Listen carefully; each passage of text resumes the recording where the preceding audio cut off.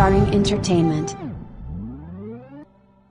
In light of my father, Noel Bunoan's recent election and subsequent resignation from MAP's presidency, I feel compelled to speak out about the truth that has been overlooked. I saw the immediate aftermath of the abuse on my mother by my father. I have lived through it, and I have seen how the cycle of abuse persists even as victims regain their strength to speak out. What happened is not up for debate. I have been witness to my father's psychological, financial, emotional, and physical abuse. This is not something that can be reinterpreted, it is a fact. It's been difficult to watch my father's resignation from MAP's presidency be mischaracterized as an honest and moral act because it is not a testament to his integrity. It is a reflection of a truth too big to be ignored any longer. Let's be clear, stepping down is not accountability. It is the bare minimum in light of his actions. While I understand this may be difficult to hear, especially for those close to him, it's important to remind ourselves that abuse is not at all a private matter. Calling the events of the abuse private only serves to dim the light that survivors work so hard to ignite.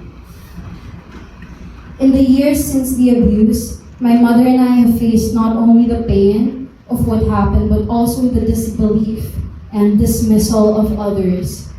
People we trusted to stand by us. People who we thought would be staunch allies who instead chose silence, skepticism, or outright denial.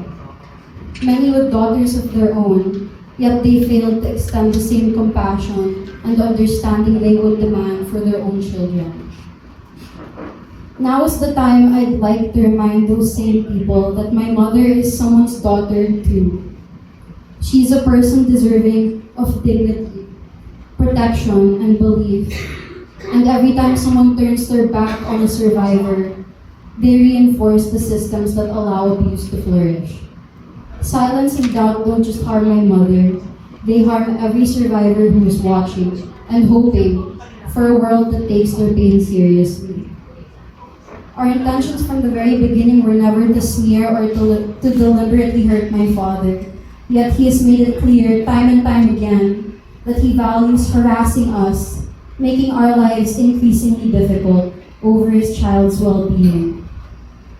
I was witness to my father's physical abuse at 6 years old when I saw him throw my mother against their bathroom wall, my mother limply sliding down their bathtub. Years later, I saw the injuries she had sustained after he had senselessly beaten her one night. A blackened jaw, bruised arms and shoulders, and fingers tinged with purple because she had been thrown on the floor. All while I was unsuspectingly in the next room. When I was still visiting my father on weekends, he weaponized financial control by deducting from my support payments every weekend, as if the water I used to shower, the electricity I consumed while sleeping, the food I ate at his house, and even my internet use were debts my mother owed him.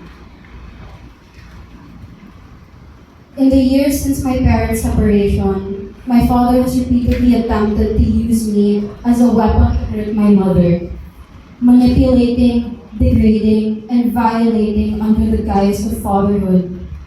But in the end, his actions do nothing to harm her the way he intends. Instead, they only hurt any hope of a better relationship he could have with his child. Recently, he's also refused to pay for my schooling despite his total capacity to do so in an effort to further inconvenience our family.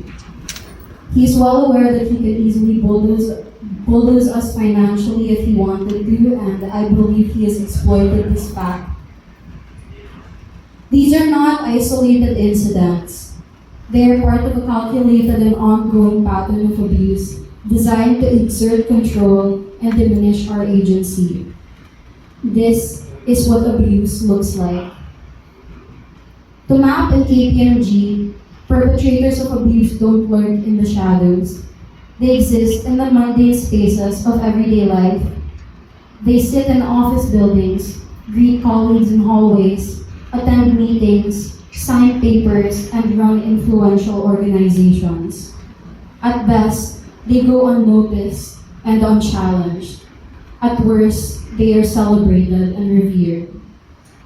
When leaders like Noel Banoan are allowed to evade accountability, it sends a message that money and power trump the safety and concern of victims.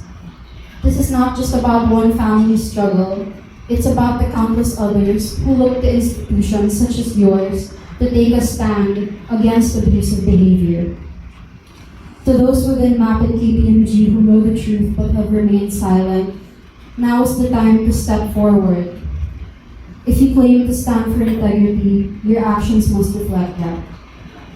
To Dad, acknowledging the abuse, apologizing for it properly, and accepting the consequences are the beginning steps towards healing and moving forward. Continuing to deny us our experience and to manipulate the narrative only deepens the wounds you've caused. You had the opportunity to be better, to be a father who protects and uplifts rather than controls and harms. Instead, you've chosen to prioritize your image over the well-being of your own daughter. I hope you realize that nothing can erase the pain you've caused or buy the forgiveness you refuse to truly earn. This isn't just about the past, it's about the control, neglect, and harm you choose to continue.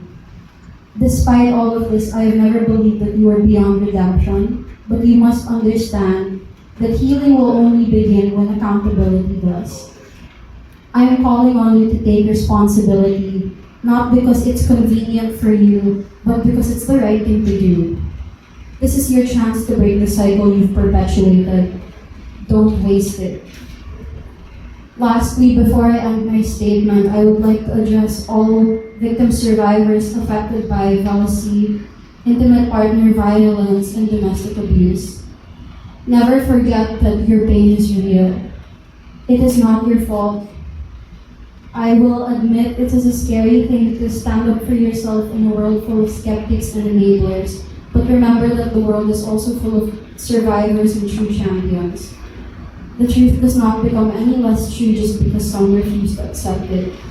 So own your truth, stand tall, speak out. We are here. Thank you all for listening.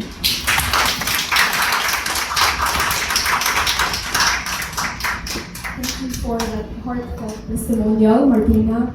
Your courage reminds us all why we are here today, to confront the injustices that allow violence to persist. Now let us take a moment to look at how far we've come and what remains to be done.